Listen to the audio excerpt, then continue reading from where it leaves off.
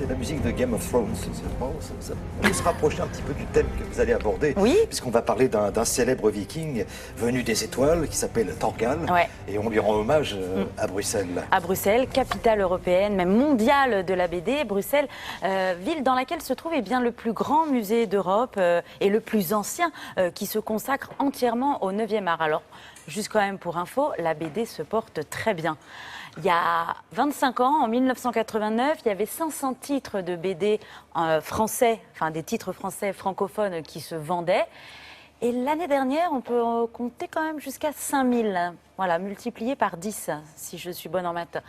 Donc vraiment, la BD se porte bien et donc c'est très agréable de voir que ces scénaristes et ces dessinateurs de talent vivent de leur art, tout simplement. Alors en ce moment, effectivement, au centre de la BD de Bruxelles, il y a une exposition qui nous propose d'entrer dans l'univers de Thorgal. Parce que c'est vrai, la BD, c'est effectivement des nouveaux titres chaque année, mais il y a aussi les personnages, les BD qui traversent les époques, tout simplement, comme les Schtroumpfs, comme Tintin et comme Thorgal. Puisque Thorgal, c'est un personnage, vous l'avez dit Thierry, un viking qui vient d'un monde extraterrestre, qui est né en 1977 dans les pages du journal Tintin. Et en fait, Thorgal, c'est le fruit d'une collaboration entre le Polonais Rosinski, qui est le dessinateur, et Jean Van Hamme, le scénariste belge, à qui on doit également la série 13 et la série Largo Winch. Donc Thorgal est ce qu'on appelle un joli succès, 250 000 exemplaires à chaque nouvelle BD, donc ce qui est plutôt pas mal. Donc moi, je vous propose de découvrir ou de redécouvrir l'univers de Thorgal.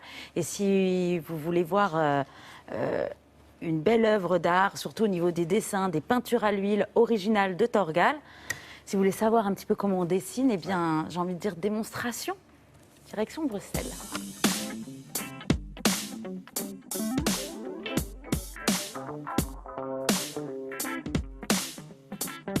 On est sur la thématique des Vikings.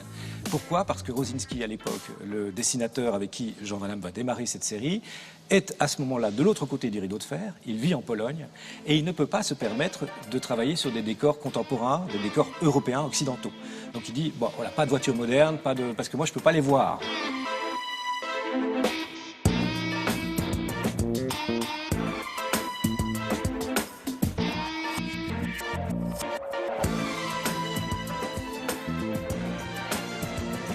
L'idée de Jean Van Hamme, c'est de dire, je vais choisir un héros qui est un anti-viking.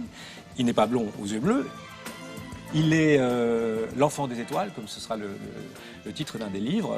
C'est quelqu'un qui a été abandonné sur un rivage. Il a des origines extraterrestres, des origines peut-être qu'on lie aux dieux vikings, mais il va forcément être rejeté par son clan. C'est la famille qui est au centre. La famille évolutive.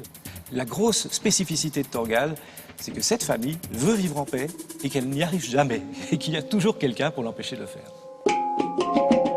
La femme dans Thorgal est très particulière.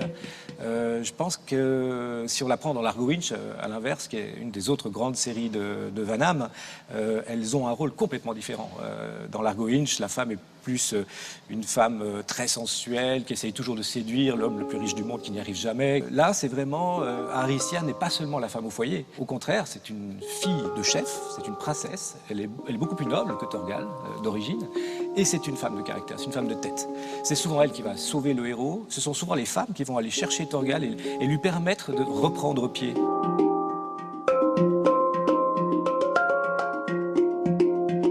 Regardant le dessin de Rosinski, Van Hamme réinvente son scénario. Pendant toutes les années où ils ont travaillé ensemble, qui sont quand même très longues, la collaboration a été véritablement d'essayer de tirer parti des qualités de l'un et de l'autre. Il se trouve qu'ici, on a vraiment un peintre. On a quelqu'un dont c'est la grande passion. Et aujourd'hui, il est passé entièrement à la couleur directe, mais ses couvertures restent toujours des toiles vraiment étonnantes et sur lesquelles il passe des heures et des heures.